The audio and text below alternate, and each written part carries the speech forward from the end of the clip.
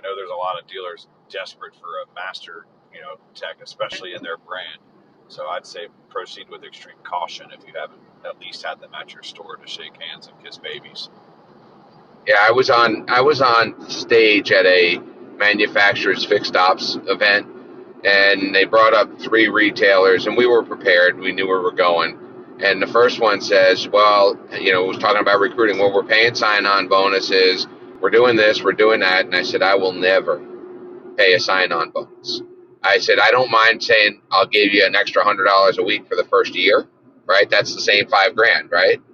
But I will never give somebody money before they come to work, because I'm just not that good at hiring, right? So, and these techs that have been in 6 stores over the course of 10 years, it's not the stores, it's the tech. And if people are willing to pay 5, 10, 15 grand, why wouldn't they, right? I mean, they've never seen loyalty from an employer, at least in their mind. And now why should I be loyal to anybody? If I don't have this job, I get another one. And we've actually tried to work on getting um, our service managers to be master techs in the event that we need them to be a master tech. Just take their toolbox. That's what I do. I'll give them 5 grand, 10 grand. Acura gives 5 grand for new techs right now. But if they say they're coming, I take their toolbox and they don't come, they can have their toolbox back for the 5 grand. So David, our problem was he wanted all 5 grand up front. Generally, we do it across a 90-day span, or even 6 months, depending on the amount. He was coming from, I think, like Iowa or something, but he was asking for all of it up front, and I was like, it doesn't cost that much to move from Iowa to Kentucky. There's just no reason. So I said, look, I'll pay the plane ticket. Well, he has to come shake hands before we move forward, or we're just done. And he wasn't willing, so then we pulled out. And he wasn't willing to fly there, which means he was just trying to scam us out of 5 grand. We would have had nothing to hold and no way to get that money back had that check left the building. Yeah, I mean, if somebody's making, call it $32 an hour, and they're crunching 80 a week, if they're a good master, they're making $2,500 a week. They should be able to afford to relocate themselves and be reimbursed. 100% agree. Because let's face it, if the only reason they're coming is for money, that's not, it's like in any relationship, it's just not going to last, in my opinion. No, absolutely not. It was just more of a FYI, because I feel like that whole thing was just a complete scam to try and get us to send him a check ahead of time, and then he was never coming. And I've never seen that before. And quite frankly, we could have probably cut that off a lot quicker had my service manager just said, hey, I'm buying you a plane ticket. You got to come out and shake hands. And, after they did a couple phone interviews and realized that they were going to connect, it's time to get face to face and come see the facility and see where you're going to be living and working and all that stuff.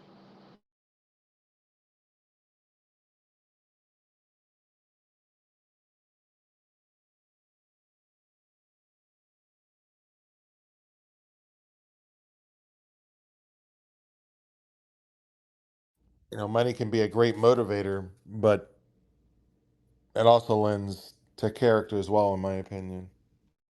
What is days like that? I'm glad I'm a check signer. Right? There's some days like when bill pay happens, I'm not so happy to be a check signer. But days like that, I'm happy when that check has to hit my desk because it caused me to ask a bunch of questions about why we're doing it, what we're doing. So.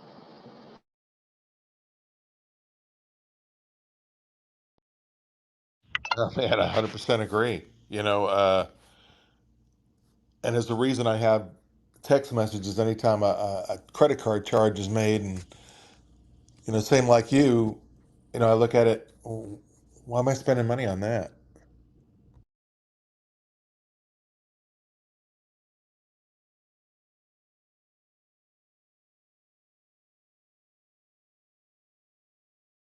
I learned a long time ago to not only run how to run a business, but also uh, to treat my family expenses just like a business as well.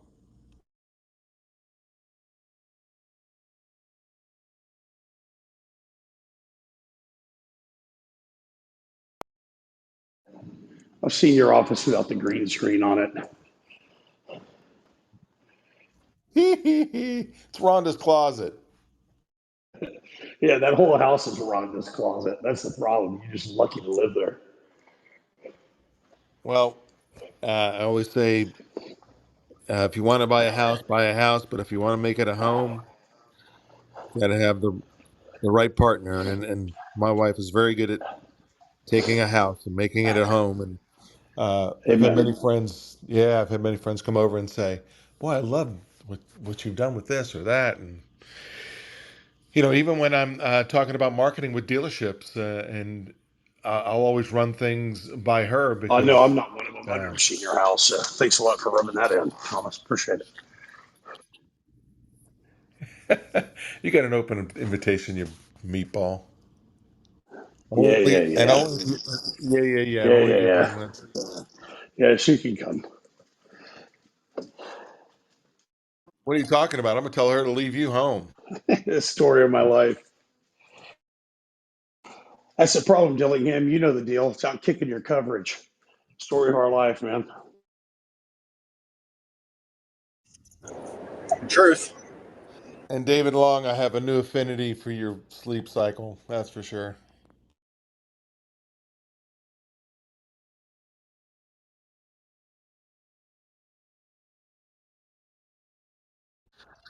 All right, let's get this train back on track. Anybody have any issues, tissues, something you want to throw out at the group that you're, currently experiencing in your dealerships? If not, I'm gonna be selfish and throw something out there for myself.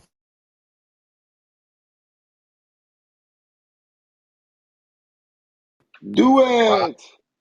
I'll share a bomb that I'm thinking is that I think the average dealership will go down $3 to $4 million in net this year if you're not careful and you carry too much inventory. Oh, holy smokes! That's almost a given, isn't it, Adam? I know. Well, yeah, and so what are you doing to make that not happen on a macro level? And how are you? I mean, we're seeing now people in our business making half of what they made before and inducing pressure on those who they hold responsible. And the people responsible is, I mean, all these people that made all this money, including us, um, thought that they did something special. The reality is the market will only bear what the market will bear, regardless of how good you are. Keep the volume up and work our way through this. But the days of holding cars, this is so I'm 21 years as a retailer, as a dealer. This is the highest interest rates I've ever had as it relates to in the last 21 years, the cost of carrying inventory, and the price of inventory is 70% higher than it was 21 years ago. So the average cost of a new car when I was doing this 21 years ago was 23,000. The average cost of a new car is now 35,000, and the interest rates are double.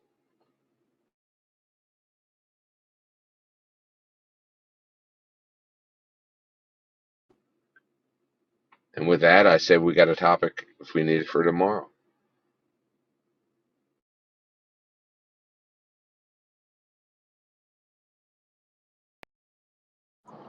The other question is how many of the people that are in control of the inventory are cognizant of that or aware of the impact to the business about their inventory holding costs and turn time. And I've worked with a lot of used car managers and frankly new people that are in charge of new car ordering, new car managers that have no thought on their mind about what impact to the business their turn and or holding cost have. So, and a lot of dealers shield their managers from that, right? I've worked for quite a few dealers that absolutely will not let a department manager, have a financial, which I've never been able to wrap my head around. So, Adam, to your point, I think a lot of dealers are going to drop significant money, and it's mostly going to be the dealers that don't have department managers aware of the impact of their day-to-day duties. Yeah, I mean the front end gross on new cars, um, at least for us, is down about $1,500 a car from its peak. And so you take that times, in our case, 7,000 cars. So that's erosion of $11 million. And each store going from a positive in floor plan expense to a negative in the, depending on how much cash we have tied up in the inventory, 60 or 70,000 a month.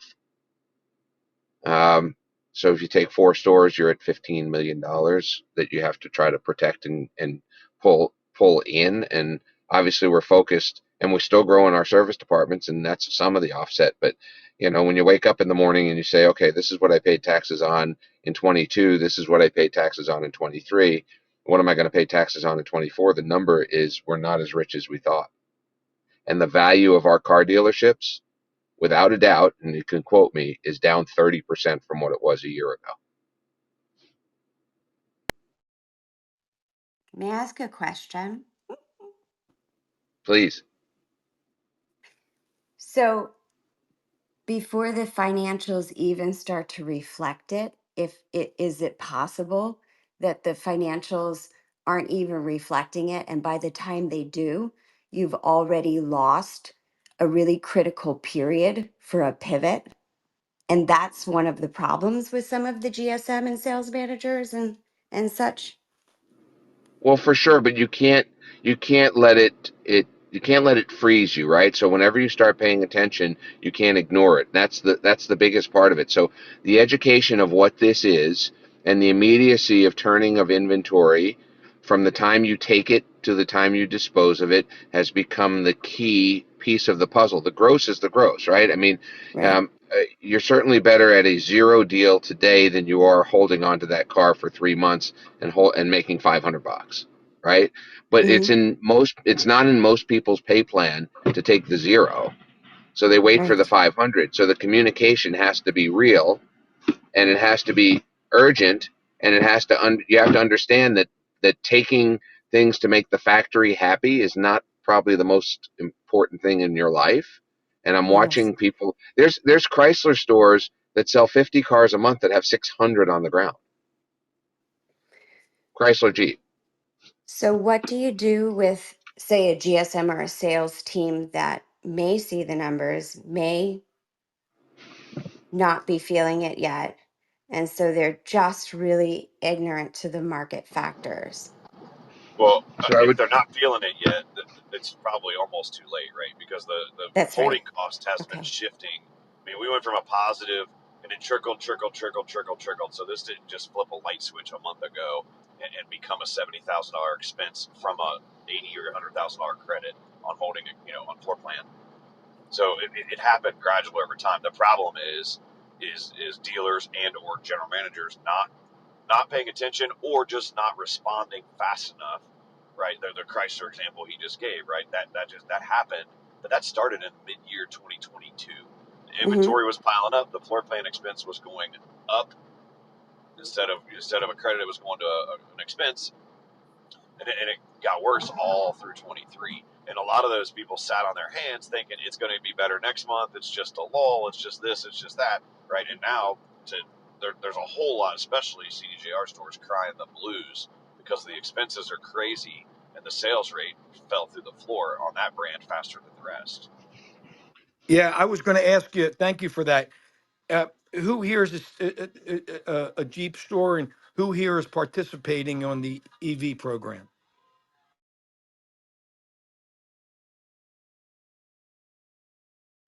Yeah, so Gary, I spent some years with CDJR, but January of 23 was my final bout with that brand. They are telling me they got 85% participation. I don't see it that way, but whatever. And then they're threatening and all this and that and that and this.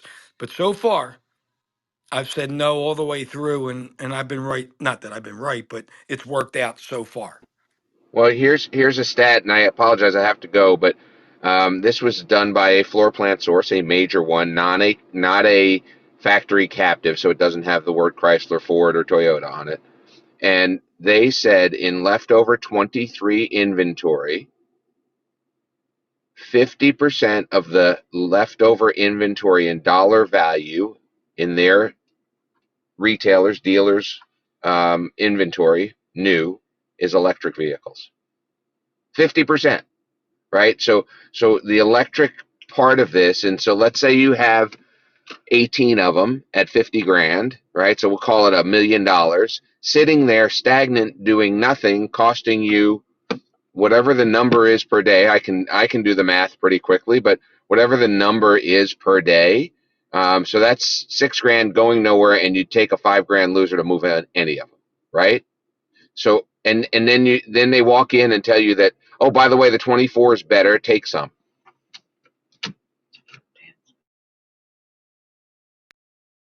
That's exactly right. In other words, they want us to hit our number in sales, and then, but we don't get the money for that. We get the money when we put orders in.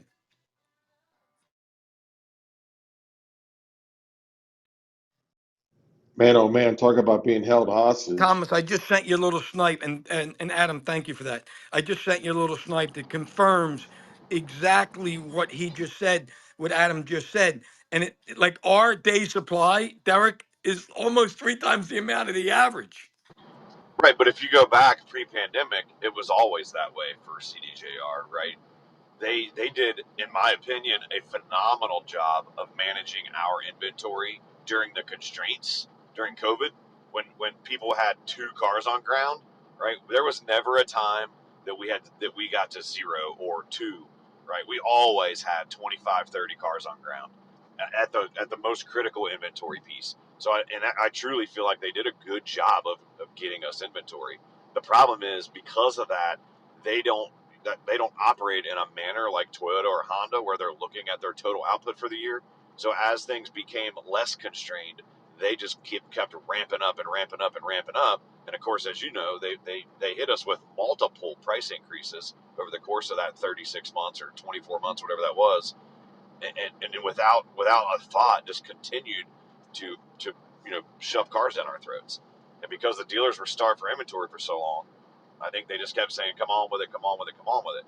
We in mid 22, I did not do that, and quite frankly, I think that's part of the reason I got hatcheted, is because I was running the inventory thin on purpose. Right? I came from Subaru, so I was used to running inventory thin.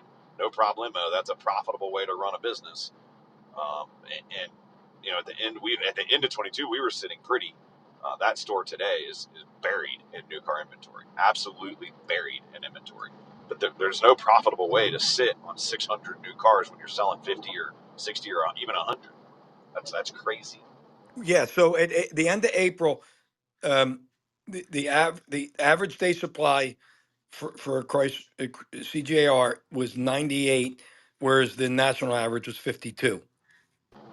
Right, and Gary, I would think there's, as an average, that doesn't sound bad, right? A 90-day supply isn't the end of the world, especially with No, that with 98, CJR because of the 98. configurations. Derek, 98-day supply. I know, that's what I'm saying. A 98-day supply isn't terrible considering you have 4 brands in all the different configurations. That's not the end of the world. Because of that brand is really hard to run thin on inventory. But I would venture to say you've got dealers that have well north of a 90-day supply, right? Probably 150, 200-day supply. And then you have some other dealers that were a little smarter with the button that aren't sitting at a 90-day supply with CDJR. True, true. I understand. Yeah, so if you look at some of your competitors, like I don't know where you're sitting at, like the store that I took over in 2019 had 3 off-site holding lots full of inventory, plus a parking lot full of inventory on ground at the dealership, and was selling 50 new cars a month.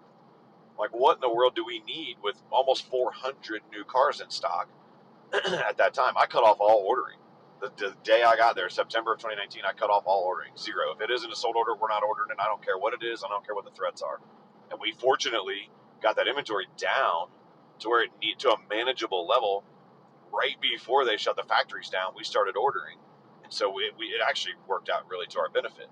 But I would venture to say there's a whole lot more CDJR stores not managing inventory than those that are. So the picture at, probably, if you look at your competitors, you probably have a couple competitors that are sitting on more than a 6-month supply, and then you have the other guys sitting at a 60-day supply, would just get to that 90. How would you handle it, Derrick? I manage it like a used car inventory. I keep that inventory day supply down. And with that brand, you especially have to manage your packages and what you're ordering, because I don't know what the constraints are today, but my new car manager was almost a full-time job just ordering inventory to fight through the package constraints, to make sure we get, some on the cheaper spectrum, because they don't like to, they don't like to build those cheap ones as much. We did the really well with like a Rebel loaded up or a base Bighorn. We didn't do well with like a regular limited or diesel trucks, 2500s. We didn't do that well with those. But you give me a V8 diesel, a gas diesel, we did, a gas heavy duty, we did well with those. So it was just a matter of ordering what we actually sold, right? You can look at iExam, you can look at the reports in Dealer Connect and show you what your market is selling. But like in my market, there were so many dealers. I was more concerned about what my store had sold, and we would dabble in the things that the market was hot in. But that because they sold Hellcats like crazy, 35 minutes north of me, that wasn't the case for us. So we managed it by model line, and just were very careful about what we ordered and to order what we could sell. So Hey, Gary. here one fast thing. I don't know who that was. Derrick, here's my issue with that. Seriously, they don't have credibility. So, like my rep, he has credibility. He's great, actually amazing. But he's saying, Gar, on the compasses, be careful with the cheap ones, but order the limiteds because they're going to come out with great leases, la di di. And he's not lying, but there's no credibility. You with me? There is none. Well, there's no credibility because the information that he is getting isn't credible. He's not trying to lie to you. He's just giving you the info he was given, and you already know that info is not credible. Hey, Gary. It's Larry Feldman. How are you, sir? Good, handsome. How are you? Good. The other thing you need to do once you have the units is make sure your staff is aware what the priorities are. It's still astonishing to me that I go to dealers and that they're not prioritizing. Listen, this car's been here this long. There's a little spiff in it for you. This is what you need to sell. Yeah, the constant walk around, right? And right, not here's a sheet of paper, the cars that need to move. It's the energy and the approach that's put behind, those cars. Once again, how did they get to be that unit? So no, that's great feedback. And you can never say that enough, Larry. So thank you. So, Well, and Gary, the and, other and, thing, and tie the pay plan in a little bit. Listen, every salesman on earth and a lot of managers work their pay plan. So if the pay plan ties in that you get a little bit spiffed up by selling older vehicles, you're helping the dealership and you're helping yourself. That's the ultimate win-win, Gar.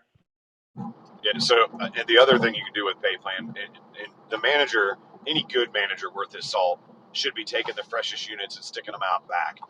Right? If you've got duplicates and a salesperson writes a deal up on a fresh one and you got one sitting there 60, 70 days old, that 60, 70-day old better be the VIN number on that paperwork when it hits F&I, right? And if that's not the case, then the pay plan could just have a old age kicker in there.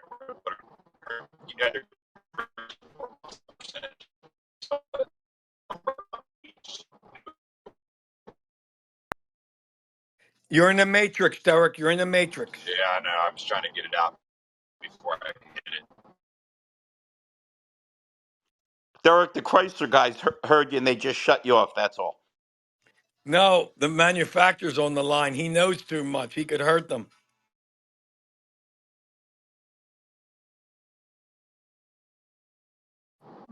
Can you hear me now? You're back. Yeah, so all I was trying to get out was the managers should already be cognizant of that, right?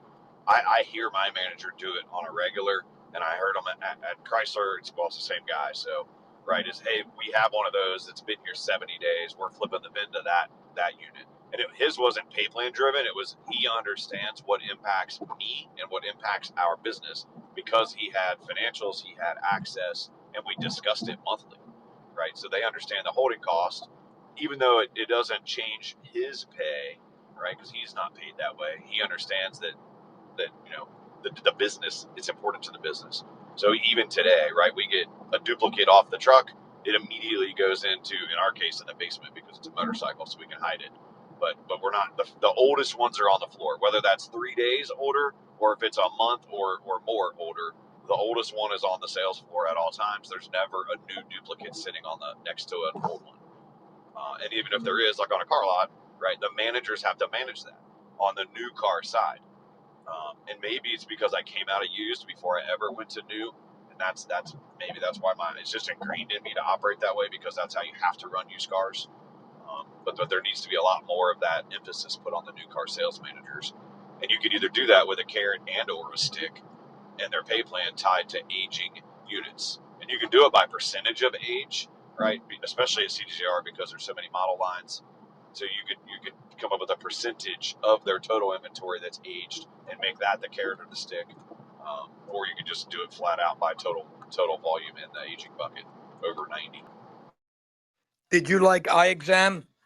I love eye exam, and I was thrilled to see that Harley has that as well. Yeah, I never hated, like, I don't hate CDJR. Hell, I got 2 of them in my driveway right now. I actually love the product. I just didn't love the management of the company. And they're smacking us about customer service scores. And meanwhile, when I'm calling them, asking them to help me solve a customer problem, they're basically telling me I'm on my own. And coming from Subaru and Honda and Toyota, I found that really hard to grasp, a manufacturer that wasn't willing to help solve a legitimate customer concern that maybe didn't fall under warranty, or under a proper warranty channel where I could just make a claim, but it was something they certainly should have been participating with. I'm going to use Kevin's line. How blessed am I to have all these pros here to help Gary Barbera on the boulevard. So thank you. So Gary, how many new vehicles do you have on ground, and what's the monthly sale rate? Right now, I'll pull it right off.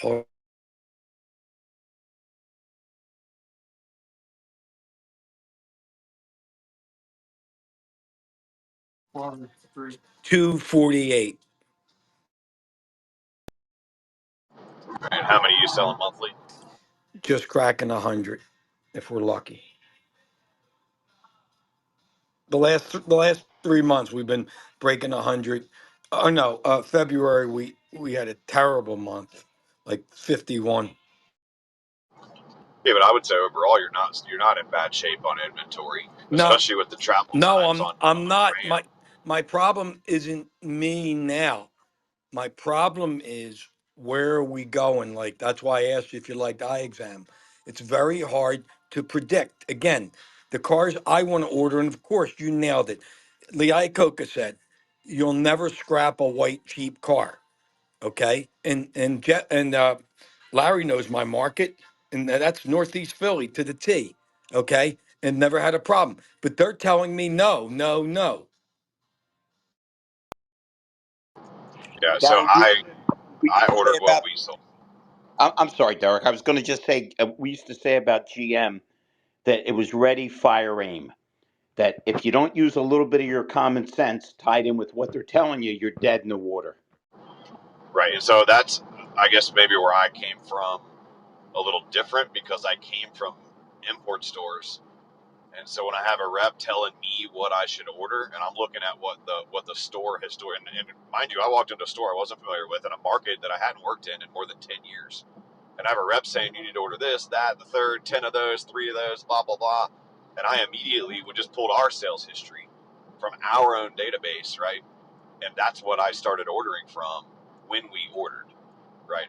But I watched that order bank religiously to make sure that we aren't just flooding ourselves in inventory, especially with that brand. It is super easy to overorder because they always have a bunch of extra cars, and they're emailing you 17 times a day about what to order, what they have, and get quickly, right? Some things like RAM, and especially HD RAM, you have to order those in bulk if you sell them, because the travel time to get one takes forever. So you'll run yourself out of inventory. You can't run those thin, especially the HDs. So certain models, you're going to have a higher day supply just because of the nature of how long it takes. Renegades were like that for us. Now I know those are gone, but But the Renegade for us was we did really well with those because of subprime. Well, it was a rubber band effect, right? You order, and you have no cars. Then all of a sudden you get buried in those things. And then you stop ordering because you have too many. Well, then it's the same rubber band every time because of the travel time to get them. So there are some Well, model lines in that brand that you have to sit heavy on day supply wise if there's something that you sell. Derek, this Hornet really is a nice car. And no, it is. It's coming from Italy. It's but it is a very nice car. But they've had so much technical problems. I mean, the car doesn't just, oh, let me get it to the dealer. It doesn't start. Like it's like the Wagoneer. You guys remember the Wagoneers? Yeah, we had to start them every single day. Um, it's kind of the same thing. They have a fix for it now, but it's not working. But it really is. I mean, it'll put Kia and Hyundai. Sorry, Larry. It'll put Kia and Hyundai out to pasture, but there's no credibility on the car. So, Gary, that's going to be your problem, right? And that you need to get in front of that as a dealer. Same exact thing that happened with Wagoneer. Everyone was so excited about those when they came out. And then as soon as the salespeople start seeing the boomerang effect, right, they sell one and it lands in the service drive the next morning, they immediately get hard or they lose a little bit of faith in the product and then they stop pushing it, right? They stop touting the all this, that, and the third with their customer because they're almost afraid to sell one because they don't want to field those phone calls. Salespeople are absolutely the worst to field that phone call when it comes back.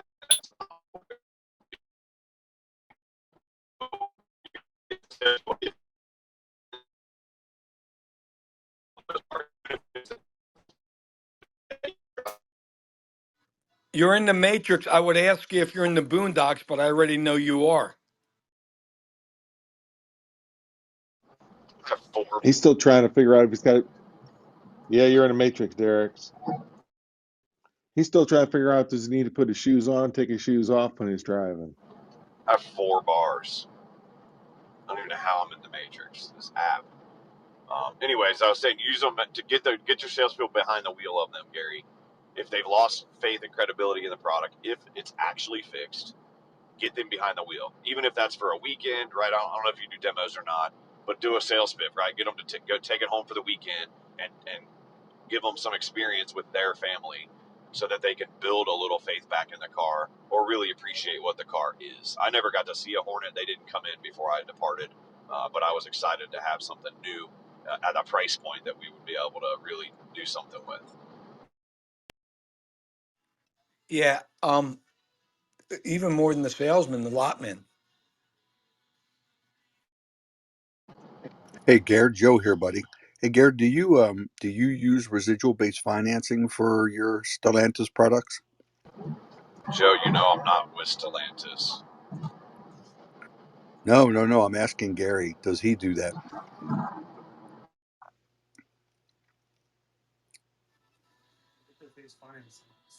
Leasing, you mean? Well, here's what I'm going. Yeah. Yeah, here's what I'm going after. What I'm going after in your market, I believe you have Bethpage Credit Union, and Bethpage Credit Union is doing some pretty Yes. cool programs They're on in Cherry Stellantis Hill. product. We just got with them. You're right. Yeah, and if you want, but I can get you a complete list of, and I have nothing in this. Don't this is, I just know a guy. Okay, I can get you a list of what cars will retail at this payment on average and residual base payment of this, and then you can really start advertising some better payments and move that product. We already connected with them, but that's very nice of you. We already connected with them, and I believe we're kind of in finding out what works and what doesn't. So thank you very much. Yeah, so Gary, that'd be the other thing is, so I don't know what business center you're in. I was tied to Midwest, so we had all the EP, right? So I always got to see the EP lease specials, which of course we couldn't take advantage of because we were far too south to have any employees purchasing. But historically, even if they run a lease special on a mid model or a high model, it still carries over to if you have a base model, it still ends up working out better, especially if that's what you tend to sell more of through Special Fire, through other channels, right? I don't know what your percentage of lease is, but we never had a high penetration of lease the whole time I was with CDJR. Now, most of that was during COVID, so that's for a very good reason. But I also oversaw CDJR store as VP of operations during 16, 17, 18 through the end of 19. Yeah, And these are residual based retail contracts, but and somebody was hot, Mike. Who that? Larry. Gotcha. Thomas, I got the note on the pitching. When does was that today? I'm sorry. Yeah, it was this morning at 8 o'clock. On here. And yes, sir. I'm sorry. Yeah, because I go in my lineup. Who was the pitch today? Russell Hill, Mike Larkin, and John Acosta. Got it. And Acosta threw out a freebie for the, I guess I forgot the first 5 people to get a hold of him or something like that, but I'm sure he'll sneak you in. And then I think I'll wait maybe 2 weeks and then do the next 3. It was an $800 value for pitching and some other kind of penetration test for the first 5 people that reached out What's to the? Acosta. I was talking. What's the price per sale with iPacket? Like, is it a monthly cost? Anybody on here? It is, and we got a couple guys that come in here for my packet, and they signed up, I think, to do a pitch as well. That's why I was asking. I So, but talked to them guys. I never got deep on if it was, was it just different groups of that you pay? Yeah, so Gary, I think Brad is using it. I believe Kevin signed up for it. So there's actually a couple regulars that are utilizing their product currently. That doesn't answer your question about pricing, but you could poke those guys about the effectiveness. Yeah, Kevin loves it, and Brad did a nice go on it. Like that people don't call the customers; they don't have anything to say. But now you got something to say. Yeah, I went on both their websites, and they are using it. Yes.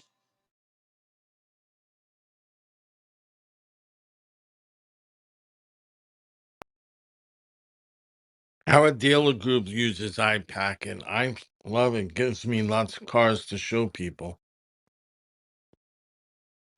Hey, how you doing, my friend? I think that was. Are you the Toyota salesman?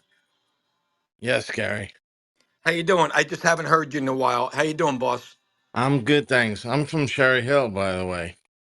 Oh, yeah, and wow, that's something. Wait a minute, let me remember where.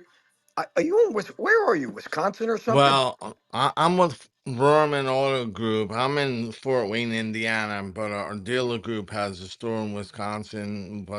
We have about 22 stores in Illinois and Indiana, and a couple in Wisconsin. You're the brownie guy, is who you are. Yeah, I send those out. that's funny. Okay, who you are? And No, I that's use funny, that Thomas. Yeah, I mean, I'm used. I started using that service, and uh, I haven't sent you anything lately, have I, Gary? No, no. Now you're a big shot in Hollywood. I probably won't hear from you anymore. Oh, Spielberg. You listen, that's probably you're probably doing lunch with Stallone today. yo, Adrian. If I started using that service, I would be sending myself brownies like once every other week. Thomas, are you And allowed to disclose and tell us what you've learned so far, or did I miss that? what I learned so far, where? You mean this morning? Aren't you on La Brea? It's La Brea. What the hell's? La Brea. It's where at Jaguar Land Rover. Oh, yeah, yeah, yeah, yeah, yeah. Well, I haven't got. I'm going to the store today and tomorrow, and then flying home Friday. Right now just trying to get used to the time change for the minute. And then actually, I'm in the gym of the hotel working out this old body. But How was Ben Stock a did he work out hard? oh gosh, I heck, I got in the gym, I think, about 5:30 every morning, and Liza looks like she'd already been on there the first day. My gosh, I was probably in the gym maybe a half hour, 40 minutes, and she was in there before me, and I left, and she was still going. Same with Ben Stock. I got there at 5:30 the next day. Ben Stock was there, did the old head nod at each other, and he was on a bike. Man, he must have been on a bike for about 30 minutes at least. And yeah, matter of fact, I even cornered him at breakfast for a couple minutes too. La Brea Tar Pits, baby. Hey, bud, how do you like your dot card? I don't have one. I just use the contacts in my phone. I create a separate contact with my contact info for business and share that. Who else in No, here got dot that card? was Was, that was was It was Billy. that Billy was got a Billy. dot card? Yeah. Okay, all right. Hey Gary, I meant to ask you earlier during that conversation about leasing and retail. I'm going to assume that you at least the first pencil you pencil with both retail and lease figures. Alex Flores in the house. That's funny. What are you using for pencils? Do you use the one out of VIN or do you use your DMS? Yeah, using the one out of VIN for pencils. Oh, okay, good, good. So it's consistent and looks pretty, and everybody gets Get the, numbers. get them retail balloons in there, buddy. I'm telling you, you'll kill it. Yeah, I was going to say the you were using the dealer track, whatever that pencil tool they had was with CDJR because now there's three different banks. Back then there was only two, and it's hard to get all that pushed through a CRM to pick up the best rates. But of course that tool got sunsetted, so we were stuck using CRM. But it was a lot smoother because of the multiple choice lease options with that brand.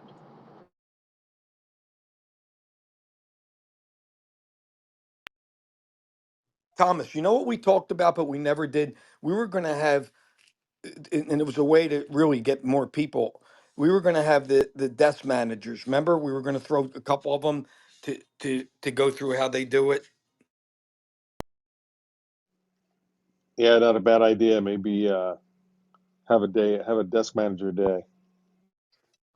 That'll be interesting because I've heard Aflo and a couple other people absolutely refuse to hear the story, don't want to hear the story, right? And I've always been from the camp. I want to hear some of the story from the salesperson. I want to know how they got to where they're at. I want to know what drove the customer to wherever they're at in the transaction.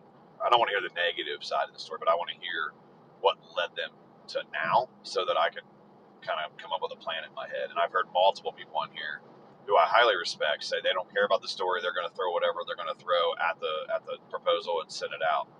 And I just can't wrap my head around why you would not want to cater that a little bit to the situation. I'm in agreement with you there, Derek. Yeah, I know we did it for salesmen. I think that would bring more leaders on here. But yeah, by the way, Flo should lead off, and he would love it. Yeah, he was in car church this morning, and That will never finish. It was good to see Mike on here this morning, Thomas. Right?